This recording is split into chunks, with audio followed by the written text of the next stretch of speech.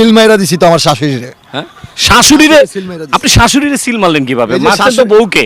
শাশুড়িরে seal মারছি এই কারণে বললাম যে আমার সাংবাদিক ভাইরা তারে ইচ্ছা মতো সিল মেরে দিছে, আরো সামনে নাকি আরো সিল মারবে আমাকে বলছে। মানে তার ফেসটাকে সিল মেরে দিছে। হ্যাঁ পাবলিকে। আর অরিজিনালি সিল কি আপনি মারছেন? দেখাচ্ছি না ফেলে। অরিজিনাল সিল কি আপনি মারছেন? সে মুরব্বি মানুষ, তার সাথে তো আমার কোনো মার্কেটিং করার কথা বলি নাই। ইকরা কি কই অরিজিনালি সিল মারা হইছে, সে কি আপনাকে মনে রাখবে একজন সুপুরুষ হিসাবে? ইকরা যদি আজীবন বেঁচে থাকে, আজীবনই আমার কথা মনে রাখতে হবে। আমি ওরকমই একটা পুরুষ, আমি কাপুরুষ নয় ভাই, আমি পুরুষ, যার জন্য আমি জীবন যৌবন সব দিয়েছি। শিখা ইকরা দেশান্তরে, আরেক মেয়ে সাকিবের ঘরে। দর্শক, তার শিখা তাকে এই দুনিয়া থেকে সরিয়ে দেওয়ার উদ্দেশ্যে যে ক্ষতটা করেছে, তারপরে তার এই সাকিবের জীবনে এসেছে ইকরা। সে ইকরাও চলে গেছে, এখন রংপুর থেকে চলে এসেছে এই সুন্দরী। কি জন্য এসেছে সাকিবের কাছে? আমরা জানি সাকিবের ধন নেই, শুধু আছে মন। ধন বলি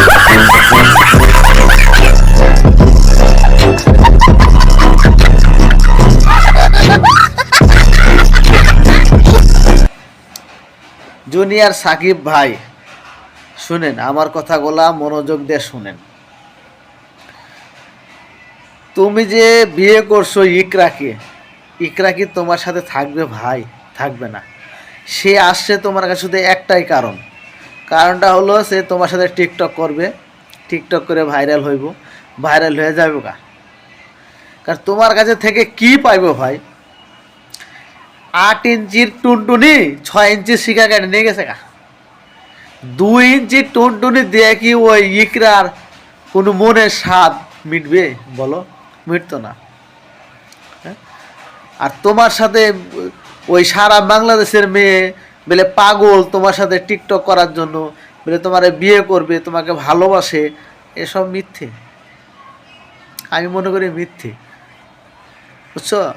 কারণ তোমার কাছে আসে শুধু এক কারণ একটাই, ওই যে ভাইরাল হওয়ার জন্য, কিছু না, ভাইরাল হওয়ার জন্য। এই যে রংপুর থেকে যে মেয়েটা আসছে, রংপুর কি বাড়ির কাছে কথা? ঢাকা থেকে রংপুর 500 কিলোমিটার, বুঝতে হবে। সে তোমার কাছে আসছে একটাই কারণ, টিকটক করে ভাইরাল হবে, একটা আইডি খুলে সে মাল কামাইব। তোমাকে তোর সাকিব চিনতো না, বুঝছো? তোমাদের টুনটুনি নাই, তোমার চিনবে কোত্থেকে ভাই? তুমি বুঝো না। আর আপনি বললেন না যে আমাকে মনে জায়গা দেওয়ার জন্য, না সবসময় মনে জায়গা দেওয়ার ওটা কোনো সাবজেক্ট না। উনি যে আমার সাথে দেখা করেছে, আমাকে সম্মান দিয়েছে, এটাই বেশি। এটা হাজার হাজার মেয়ে আমার সাথে এরকম দেখা করতে চায়, সবাইকে তো আসলে সম্ভব না। সবার সাথে তো দেখা করা সম্ভব না। আচ্ছা, তোমার কাছে থেকে বেশি এক্সাইটেড হয় তার সাথে দেখা করি, ইভেন হচ্ছে তার সাথে কথা বলি, এইটুকুই।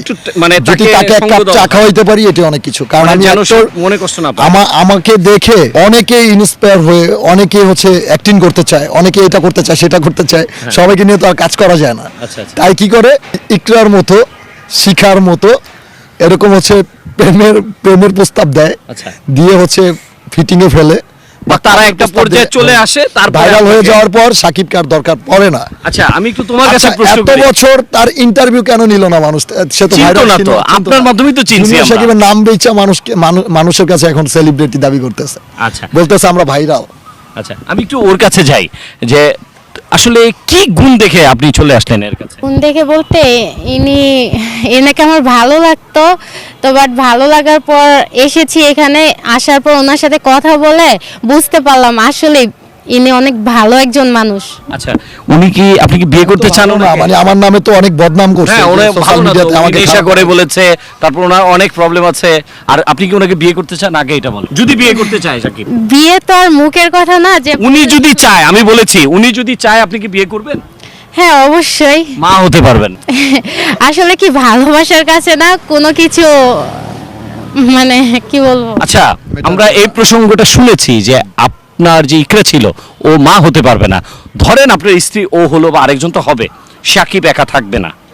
কোনো না, পৃথিবীর কোনো কিছুই খালি থাকে না, কিছু না কিছু দিয়ে হলেও ভরাট হয়। আপনার যে ভরার জায়গা চলে আসবে, সে কি মা হতে পারবে? ইকরাই মা হয়ে যাবে খুব রিসেন্ট। ইকরা আমাকে মেসেজ দিয়ে জানাইছে যে আমি তোমার মা হতে যাচ্ছি।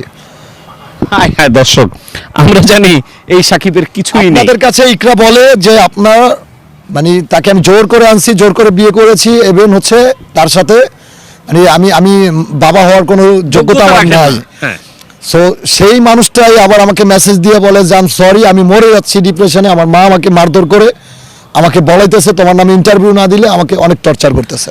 আচ্ছা, আমি ইকরার ব্যাপারটাই বারবার চলে আসছে, কারণ আপনি ইকরাকে খুব ভালোবেসেছেন, যেটা অফ স্ক্রিনেও বললেন। আপনি শিখাকেও ভালোবেসেছিলেন কি এতটা? শিখার সাথে তো আমার রিলেশন করে বিয়ে হয়নি।